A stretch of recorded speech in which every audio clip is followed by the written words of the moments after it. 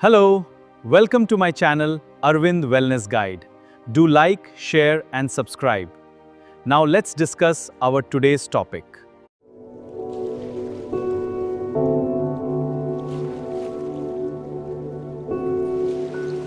Selective reasoning. अत्यंत हुशार माणसं सुद्धा कधी कधी चुकीचे निर्णय का घेतात? इंट्रोडक्शन. जेव्हा डोळ्यांसमोर स्पष्ट पुरावे असतात तेव्हाही आपल्याला स्वतःचं मत बदलणं एवढं का कठीण जातं? आज आपण सिलेक्टिव्ह रिझनिंग बद्दल जाणून घेणार आहोत. सिलेक्टिव्ह रिझनिंग म्हणजे काय? सोप्या भाषेत सांगायचं तर सिलेक्टिव्ह रिझनिंग म्हणजे आपल्या मेंदूचा इनबिल्ट इंस्टाग्राम फिल्टर. आपला मेंदू फक्त त्याच गोष्टींवर लक्ष देतो ज्या आपल्याला पटतात किंवा आपल्या फायद्याच्या असतात. जे आपल्याला आवडत नाही त्याला आपला मेंदू सरळ दुर्लक्षित करतो. खरं तर रोजच्या आयुष्यातील माहितीचा कचरा म्हणजेच इन्फॉर्मेशन ओव्हरलोड पाहून मेंदू क्रॅश होऊ नये म्हणून निसर्गाने बनवलेली ही एक सर्व्हायव्हल सिस्टीम आहे. पण या सिस्टीममुळे होतं काय? आपले निर्णय चुकतात आणि आपण नकळत बायस्ड म्हणजेच पूर्वग्रहित होतो. हा मेंदूचा खेळ समजून घेण्यासाठी आपण 4 सोप्या गोष्टी पाहूया. 1. Confirmation bias. मी म्हणतो तेच खरं. हा सिलेक्टिव्ह रिझनिंगचा मुख्य विलन आहे. आपण गुगलवर किंवा सोशल मीडियावर फक्त तेच सर्च करतो जे आपल्याला आधीच खरं वाटतं. आपल्या विचारांना मॅच होणारी माहिती आपण लगेच डोक्यावर घेतो आणि विरोधात जाणारी माहिती फेक न्यूज म्हणून सोडून देतो. उदाहरण द्यायचं झालं तर, समजा तुम्हाला विराट कोहली आवडतो, मग तुम्ही रील्सवर फक्त त्याचेच रेकॉर्ड्स आणि चांगले व्हिडिओ पाहता. जर कोणी रोहित शर्माचे भारी स्टॅट्स दाखवले तर तुमचा मेंदू लगेच म्हणतो, छे त्यात काय एवढं, विराटचा क्लासच वेगळा आहे. म्हणजेच तुम्ही फक्त स्वतःला हवी तीच बाजू स्वीकारता.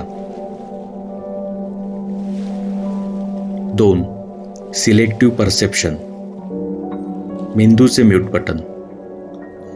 आपल्या आवडीनिवडीनुसार आपला मेंदू आजूबाजूच्या गोष्टी फिल्टर करतो. जर एखादी माहिती आपल्याला टेन्शन देणारी असेल किंवा आपल्या मताच्या विरोधात असेल तर मेंदू त्या माहितीची डोक्यातून डिलीट किंवा म्यूट करून टाकतो. उदाहरण द्यायचं झालं तर, तुम्ही क्रशच्या प्रेमात आंधळे झाले आहात. तुमचे मित्र तुम्हाला ओरडून सांगत आहेत की ती किंवा तो तुला फक्त वापरतोय, रिप्लाय पण नीट देत नाही. पण तुमचा मेंदू ते ऐकणारच नाही. तुमचा मेंदू फक्त तिने किंवा त्याने कधीतरी पाठवलेले गुड मॉर्निंगचा मेसेज लक्षात ठेवेल आणि स्वतःला समजूत काढेल. 3. Selective attention. आपल्या मेंदूची कॅपॅसिटी मर्यादित आहे, त्यामुळे तो इतर गोष्टी बाजूला सारून फक्त एकाच गोष्टीवर फुल फोकस करतो. पण या अति फोकसमुळे कधीकधी डोळ्यांसमोर घडणारी दुसरी मोठी गोष्ट आपण मिस करतो, ज्याला अवधानहीन अंधत्व म्हणतात. याचे उदाहरण द्यायचे झाले तर, तुम्ही फोनवर एखादी अत्यंत रंजक रील किंवा गेम खेळायला बिझी आहात. शेजारून आई ओरडून सांगते की दूध उतू जाते, गॅस बंद कर. पण तुमचं लक्ष जात नाही आणि दूध उतू जातं. इथे तुम्ही मुद्दाम दुर्लक्ष करत नाही आहात. तुमच्या मेंदूने आईच्या आवाजाला बॅकग्राऊंड नॉईज समजून लॉक केलं असतं. 4. Selective exposure. जेव्हा आपल्याला न पटणारे विचार समोर येतात तेव्हा अस्वस्थता येते. टाळण्यासाठी आपण मुद्दाम अशाच लोकांसमोर उठतो बसतो, असेच ग्रुप जॉईन करतो आणि असेच इन्फ्लुएन्सर्स फॉलो करतो जे आपल्यासारखाच विचार करतात. याचं उदाहरण द्यायचं झालं तर तुमचं आणि तुमच्या मित्रांचं राजकीय मत सारखंच आहे. तुम्ही व्हॉट्सअपवर एक ग्रुप बनवलाय जिथे सगळे एकाच पक्षाचे कौतुक करतात.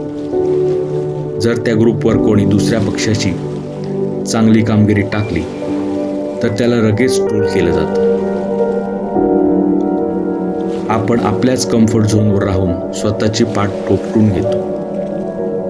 पण या निसर्गाने आपल्या डोक्यात हा शॉर्टकट का दिला असेल? आज जरी ही सवय आपल्याला चुकीची वाटत असली तरी आदिमानवाच्या काळात ही जगण्यासाठी अत्यंत गरजेची होती. जंगलात, वातावरणात हजारो आवाज आणि हालचाली होत असायच्या. तिथे जर आदिमानव प्रत्येक गोष्टीचा लॉजिकल विचार करत बसला असता तर वाघाने त्याला कधीच संपवले असते. त्यामुळे मेंदूने अनावश्यक गोष्टींकडे दुर्लक्ष करायचा आणि धोका दिसताच पळून जायचा शॉर्टकट निवडला.